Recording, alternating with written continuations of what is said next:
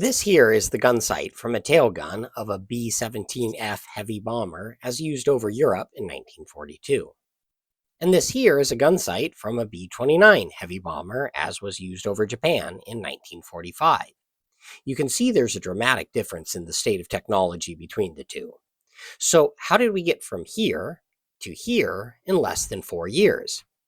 Let's take a look at the evolution of gun sight technology during World War II to find out. When World War II started, simple ring and post iron sights were standard on many combat planes. They had the advantages of being very simple and inexpensive to produce, and were extremely reliable with no real maintenance required. But they had several major limitations. We'll call these the 4 challenges of gun sights. The first is alignment. The gunner needs to line up the front ring with the rear post with the distant target and keep them aligned. If you've shot a rifle, you're familiar with this concept.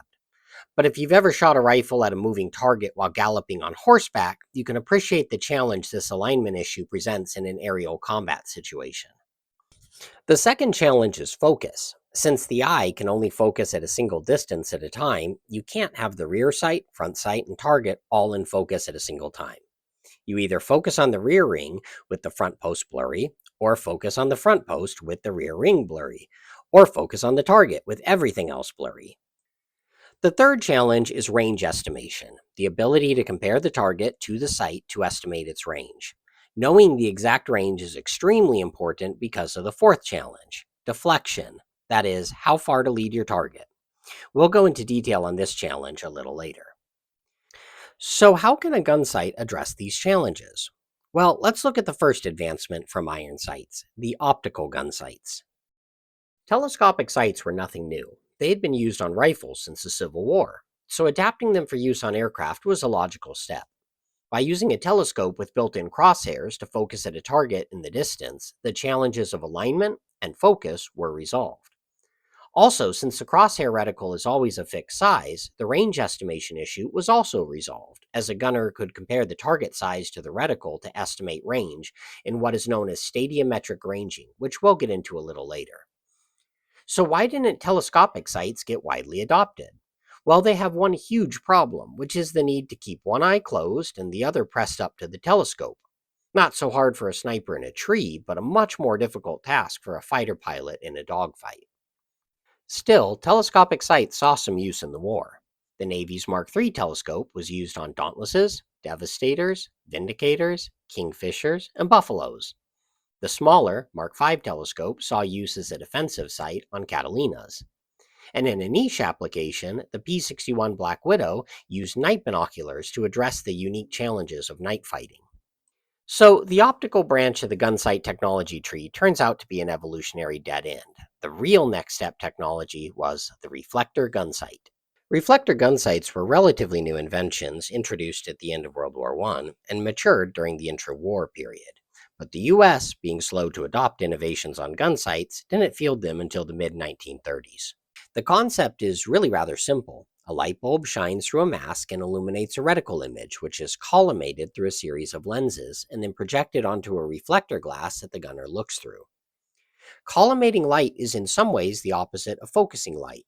Instead of bringing beams of light together at a fixed focal point, a collimator makes all of the light beams parallel, meaning they will never converge into a focal point.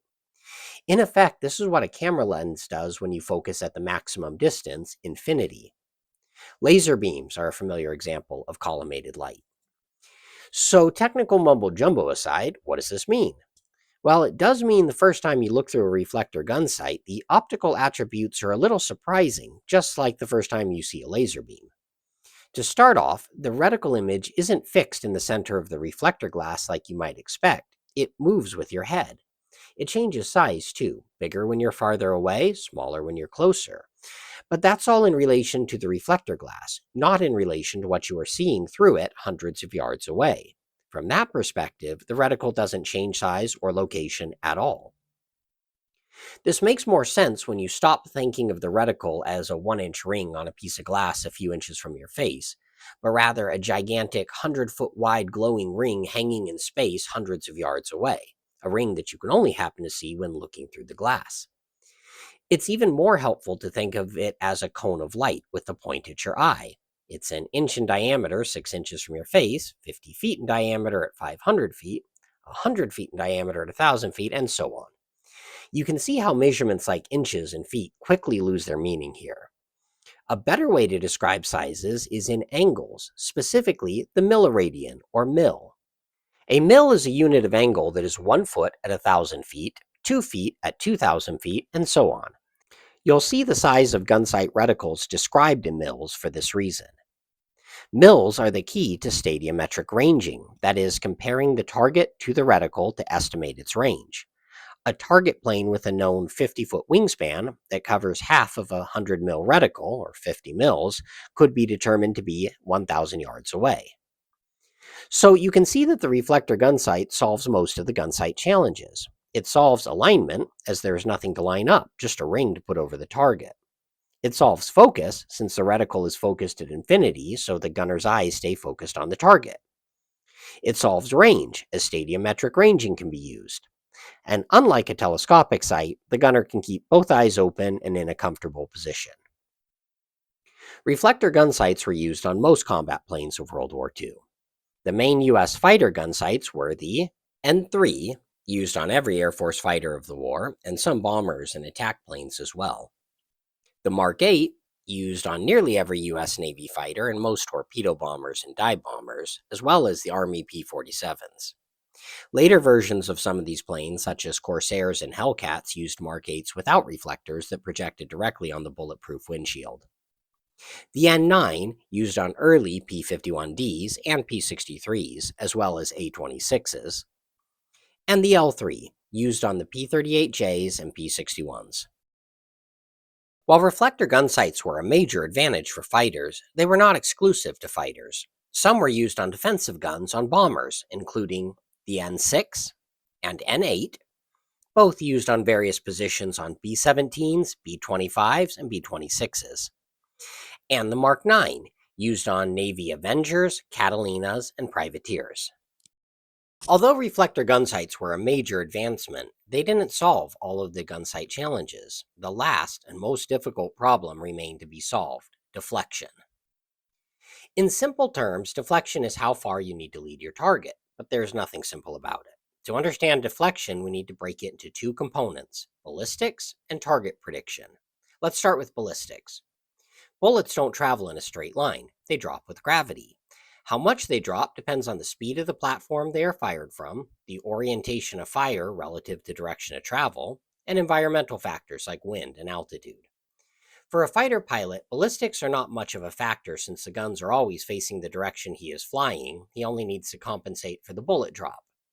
But for a turret gunner who could be firing in any direction relative to travel and in two axes, this is really difficult. A top turret gunner shooting up has to compensate more for gravity than the ball turret gunner shooting down, and the waist gunner always has his bullets curve away with the slipstream. The second component of deflection is target prediction. If you put your crosshairs on a moving target and shoot, by the time the bullets get there, the target is gone and the bullets will fall behind it. You need to instead fire it where the target will be when the bullets reach that point. This is of course dependent on the speed and direction of the target. If you fire at a target 500 yards away, it will take half a second for your bullets to travel that distance, and if that target is traveling 200 knots, it'll move more than 150 feet in that half second. So you need to aim half a second ahead of the target, which in this example is 150 feet. Now, put these two components, ballistics and target prediction, together, and you get total target deflection. That is, exactly how far off target you need to aim to hit. Easy, right? Well, if you can calculate all of that in your head while fighters are pouring bullets into your airplane and flak is bursting all around you, you are way ahead of that 19-year-old farm boy turned turret gunner who never had been on an airplane until 3 months ago and is now fighting for his life 10,000 feet above Germany. The solution to the deflection problem is a gun sight that calculates the deflection for you, and this brings us to our next type of gun sight, the computing sights. Computing gun sights were reflector sights with complicated mechanical computers that solved the deflection problem by calculating the aiming point for gunners.